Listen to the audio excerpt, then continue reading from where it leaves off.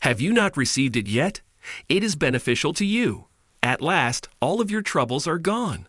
Most likely, you were too terrified of losing your job to concentrate on your task.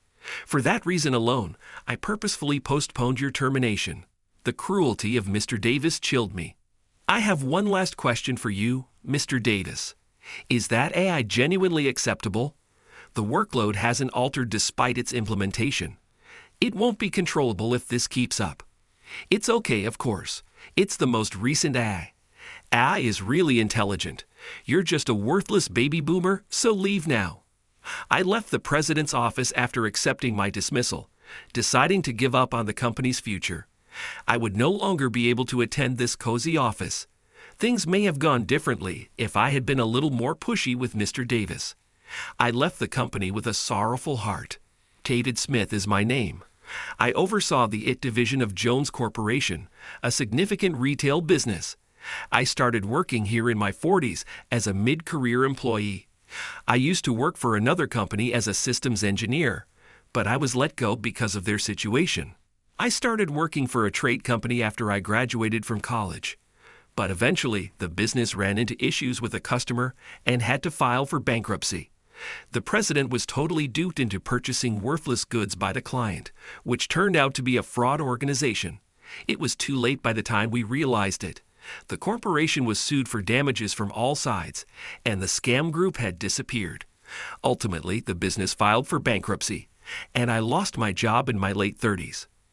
I was appalled at the time by how easy a business could fire me for its own reasons. I can't be sure I'll be able to work there safely for a long time. After a while, I began to consider launching my own business. I regarded this as a huge opportunity and started making plans right away because I had always wanted to be independent. After years of experience as a system engineer, I made the decision to start a business that offers system solutions. I felt confident in my abilities because since joining my present company, I have created a customer acquisition system that is utilized by 990 small and medium-sized businesses. I was able to roam around quite easily because I had no wife or kids. I gathered money to launch my own business while I was employed at Jones Corporation, and I even discussed my goal with my IT department coworkers. Despite my age, a few colleagues, perhaps out of flattery, said, "Invite me when you start your company." I hadn't thought about recruiting employees, so I laughed and agreed half-jokingly. The employees in the department were all close-knit, and it was a very comfortable place to work. I even thought I wanted to work there forever. But once I make up my mind, I see it through to the end. Even if it's a small company, I am determined to achieve my dream and provide products to the world. I tackled my work with renewed motivation. One day, it was suddenly decided that Joseph Jones, the president of Jones Corporation, would step down. The new president would be his nephew, S. Davis, who had worked at the same company. We employees were anxious about the leadership change because the new president would be Mr. Davis. He was only 35 years old, very young and inexperienced. He had a terrible reputation, often verbally abusing and harassing other employees. Once, I accidentally bumped shoulders with Mr. Davis in the hallway. "Sorry, are you hurt?" When I apologized immediately, Mr. Davis glared at me and said, "Where are you looking while walking, old man? Are you blind? You injured my shoulder, so pay for my hospital bills." He took all the money from my wallet and left, looking pleased with himself. Even now, I get angry just thinking about it. Moreover, there were rumors that Mr. Davis would take credit for other people's achievements and pretend they were his own. This might be why he kept getting promoted so quickly. He might have become the second president because of the stolen achievements being recognized. If that's true, it's a ridiculous situation. With anxiety, we attended Mr. Jones's retirement ceremony and Mr. Davis's inauguration a few days later. While I was working as usual, Mr. Davis suddenly appeared in our department and called me and the department head. "Sorry to bother you when you're busy. I wanted to get your thoughts on the future of the IT department. It's already decided, but we should at least hear from the lower ranks, right?" Mr. Davis stood there with his hands clasped behind his back, chest puffed out, looking very presidential. I was a bit surprised he referred to his subordinates as lower ranks, but we decided to listen. Actually, I'm thinking about automating all of this company's operations with AI. In the future, it will cut unnecessary costs, help the company grow, and we can make money without working. Isn't it a great idea? Mr. Davis asked excitedly. Honestly, I wasn't convinced. True, there had been a push for digital transformation across the U.S., and companies had rapidly adapted, but there were still many challenges. Many companies hadn't fully implemented these changes. In this context, Mr. Davis wanted to take a step further towards full AI automation. When I said that AI implementation was premature, the department head agreed with me. Mr. Davis immediately became sullen. This is why old guys from the 80s are so rigid. Like I said, this decision is final. We're not accepting any objections, Mr. Davis responded disdainfully, looking down on us. You came to hear our opinions, but all you wanted was our agreement. I sighed in exasperation. So with AI in place, we'll obviously have redundant employees, right? The department that will need the least staff is the Aita department. So starting tomorrow, we'll begin cutting staff. We were shocked by this sudden announcement. Cutting staff just because you're implementing AI doesn't mean you can do without people. It's a short-sighted idea. People are essential, especially in emergencies. The department head and I desperately tried to change his mind, but Mr. Davis only looked more annoyed. Listen, don't make me repeat myself. Everything is already decided. Besides, there's no such thing as emergencies with AI. With that, Mr. Davis returned to his office. The department head and I exchanged looks and sighed again. The next day, as Mr. Davis had declared, the staff cuts began for the sake of AI implementation. Employees from the ETTI department were suddenly called by Mr. Davis and told they were fired. Every day, one by one, employees were being let go. Since the department head was on a business trip, he couldn't talk to Mr. Davis, so I went to the president's office to complain instead. Mr. Davis, what are you thinking? Firing employees one after another just because they're no longer needed? If you keep reducing staff at this rate, we won't be able to get our work done. I desperately pleaded, sharing information I had heard from the fired employees, but Mr. Davis just leaned back arrogantly. Don't worry, don't worry. The latest AI is scheduled to be implemented tomorrow. We signed a contract with a great AI company. The deal went smoothly, and they provide the latest technology at a low price. Cheap, cutting-edge AI. That sounded too suspicious, and my anxiety increased. Is that company really reliable? It sounds too shady. Did the board of directors agree to this?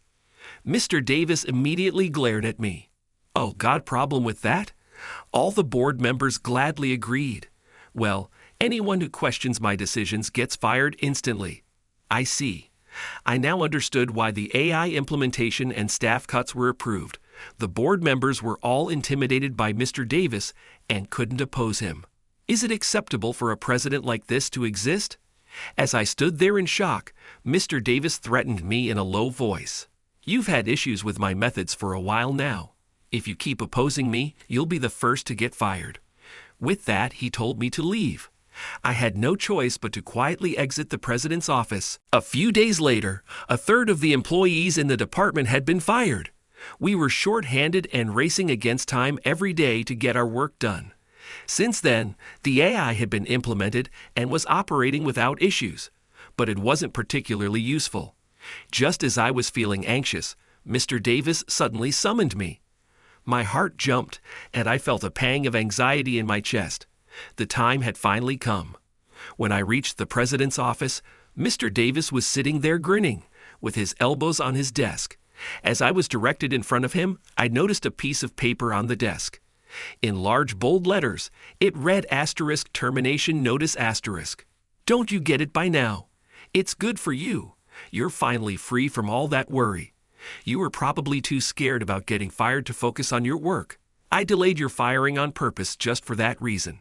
I felt a chill from how mean Mr. Davis was. Sure, I had been anxious, but my anxiety was not about getting fired.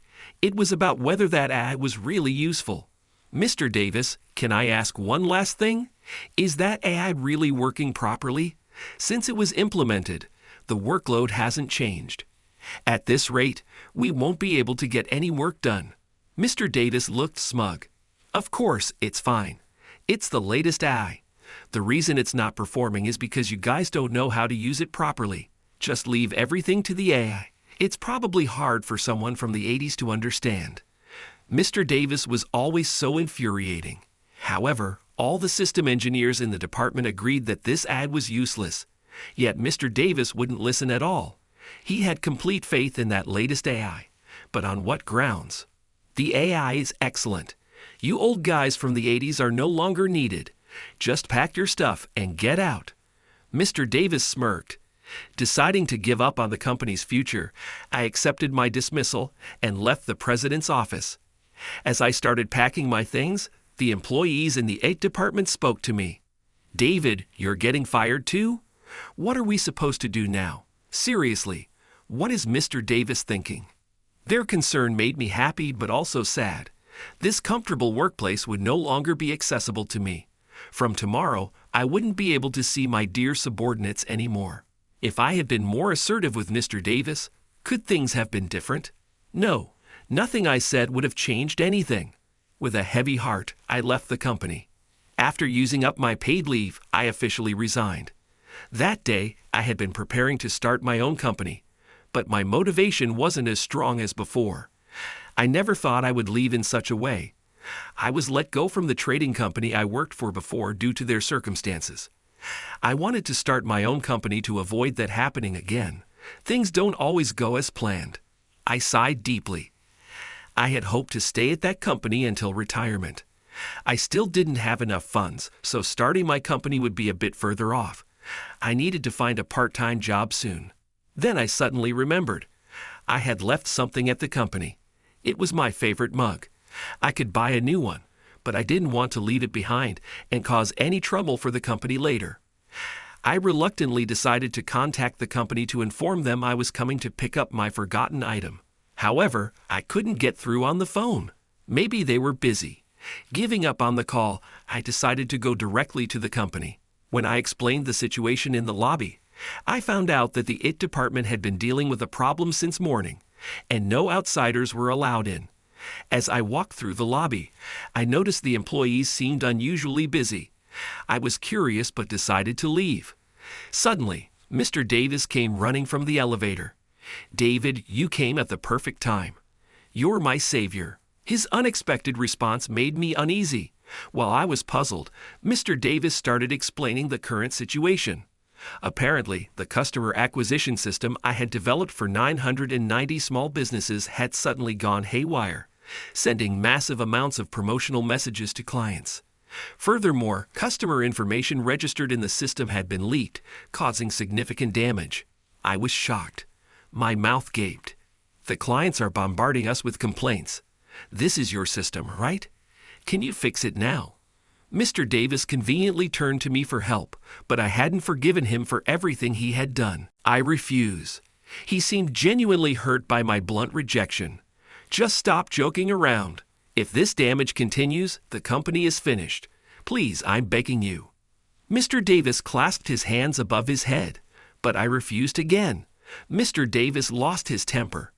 "Don't mess with me. Just do as I say without complaining." If he thought that attitude would make me comply, he was sorely mistaken. I reminded Mr. Davis of his actions, which he seemed to have forgotten. "You fired me, Mr. Davis, so I don't have to listen to you. I'm not part of the company anymore, so what happens to it isn't my concern." Mr. Davis ground his teeth in frustration. "Besides, what happened to that latest AI? It can do everything right. Just have the AI fix it," I said, filled with resentment. Mr. Davis started to get even angrier. "That AI is useless. It doesn't work at all. We turned it on, but it doesn't do anything. What's going on?" Even after I left, the latest AI didn't prove useful and apparently stopped working a few days ago. No matter how much I trusted the AI, being abandoned by it left me with nothing. I couldn't help but chuckle a little. "What's so funny? It's your useless system that's the problem. Just fix it. I'll pay you." Useless? Really? That's unfair. My so-called useless system had contributed so much to Jones Corporation over the years. I refused to fix it again. Damn it. If you won't fix it, what am I supposed to do? Everyone's useless. Why did this system failure happen all of a sudden? Mr. Davis scratched his head in frustration. Indeed, what could have caused the system malfunction? Given the thorough precautions, a virus seemed unlikely. I asked Mr. Davis if he had any ideas, but he snapped back. How should I know? I was curious about the cause of the problem and had come to retrieve my forgotten item, so I decided to visit the IT department. When I entered, I was stunned by what I saw. The number of employees had decreased even further since I was fired, leaving only a handful compared to its peak. 3/4 of the employees had been laid off. It seemed that Mr. Davis had continued cutting staff and planned to eliminate the IT department entirely.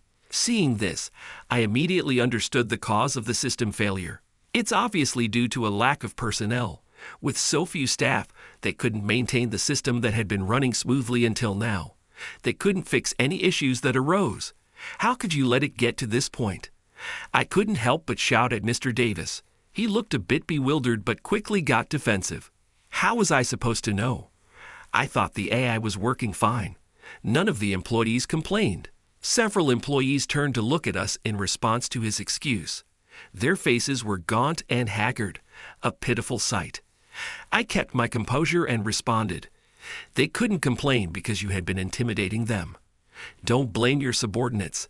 And I did warn you about what-if scenarios, didn't I? I had told you it would be a disaster if something went wrong. Without people, you can't handle issues. Thinking AI can do everything is a huge mistake. My reprimand seemed to hit home, and Mr. Davis fell silent. It turned out he not only lacked experience, but also had no real knowledge about AI. He had a vague belief that AI could do anything, which led him to place excessive trust in it. I could only feel exasperated by how ill-suited he was for the role of president. You should try contacting the other employees for help. Though given that they've been fired and hold a grudge against you, it's unlikely they'll come, I suggested. But Mr. Davis silently shook his head. I couldn't blame them for not wanting to help. Still, it was strange that the AI wouldn't start at all. Mr. Davis had said it was the latest model, and it shouldn't have failed so easily. What is the AI company, the manufacturer of this latest AI, doing now? It might be a defective product. Why not ask for a replacement? When I suggested this, Mr. Davis turned pale. Something seemed off. The truth is, we can't get in touch with that AI company. No matter how many times we call, we can't reach them. I went to the address on the business card, and it was completely empty. His voice trembled. He was probably imagining the worst possible scenario, realizing it was happening to him. Unfortunately, I had been thinking the same thing. But for me, it wasn't could it be, but rather I knew it. That AI company is likely a scam group. They sign contracts at low prices, deliver the product, take the money, and then disappear the next day with a new name. The company I used to work for fell victim to the same scheme and went bankrupt. The trading company I had worked for in the past had also been deceived and bankrupted by a similar scam. We couldn't confirm if it was the same group since they changed their names frequently. However, the method of offering low prices to secure deals was similar. So I had a bad feeling when I heard Mr. Davis had contracted with that AI company. Why didn't you tell me then? If I had known, I would have canceled the contract immediately. This is all your fault. Get on your knees and apologize. Mr. Davis began shouting, claiming it was my fault for not informing him. Since he seemed to have forgotten, I explained everything in detail. I did warn you. I told you it was too suspicious, but you said, if you keep opposing my ideas, you'll be the first to get fired. Remember that? Mr. Davis seemed to remember and turned pale again. You should listen to advice, especially from an old-timer. I may have looked down on the department head, but I have more experience than you. And not just me, but the other executives are much more senior than you. It sounded a bit preachy, but I couldn't help but say it partly out of resentment and also because I wanted him to understand. However, it didn't seem to reach him at all. He was only thinking about himself. Damn it! Why do I have to go through this? I'm the president. I should have just been able to sit back and order the lower ranks around. He was completely helpless. Why did the former president Mr. Jones, entrust the company to someone as inexperienced as Mr. Davis? I had always thought highly of Mr. Jones, but I couldn't understand this decision. Feeling exasperated, I casually asked if Mr. Davis had reported this to Mr. Jones. He looked down, clearly not having done so. Mr. Jones was strict with himself and equally strict with others. When angered, he was terrifying. I once witnessed former President Jones scolding an arrogant subordinate like Mr. Davis, and the memory of that day still makes me shiver. But I didn't feel sorry for him. He brought this upon himself. Mr. Davis, for now, let's call in professional help to contain the situation before it gets worse. After that, report everything to former President Jones. Keeping it a secret will only make things scarier later. Mr. Davis quickly raised his head and, in a panic, arranged for professional help. Clearly, he was terrified of former President Jones, and his speed in handling things was unprecedented. If only he always worked this efficiently. With that thought, I took my forgotten mug and went home. Later, with the help of professionals, the situation was contained, but the damage was substantial. Mr. Davis nervously went to former President Jones's home to report the situation and, unsurprisingly, got a severe scolding. It also came to light that all of Mr. Davis's achievements were actually stolen from other employees, and he hadn't accomplished anything on his own. The rumors among some employees turned out to be true. As an employee, Mr. Davis had frequently shirked his duties and boasted about being the former president's nephew, acting arrogantly. This revelation made former President Jones extremely furious. He was also angry with himself for not seeing through it and said, "I never want to see your face again," cutting all ties with Mr. Davis. When the incident was reported on TV, it received a lot of backlash on social media, and Mr. Davis became completely exhausted. In the end, the company went bankrupt, and the clients filed for damages. Additionally, former employees who were wrongfully terminated also sued for compensation, leaving Mr. Davis with an enormous burden. Instead of pleading with former President Jones, Mr. Davis, who had already been disowned by his parents and cut off from everyone, chose not to ask for help. Now he lives alone in a shabby apartment, working day and night to pay off his debt. I, too, was among those wrongfully terminated, so I demanded compensation from Mr. Davis without hesitation. After receiving the payment, I used the money to finally start my own company. I'd also invited all the employees from each department who had been through the ordeal, and several dozen joined me. Among them were a few who had previously said, "Invite me when you start your company." It was heartening to see they weren't just flattering me. Interestingly, former President Jones had also started a new business venture. It turned out he stepped down as president to begin this new project, which was a surprise to me. Moreover, I later heard that when the company went bankrupt, former President Jones personally apologized to all the displaced employees and invited them to work with him on his new venture. Now he is working hard with the employees he recruited to grow the new business. While I admired his determination, I also felt a surge of motivation not to be outdone. To become a great president like Mr. Jones, I decided to work hard together with all the former department members.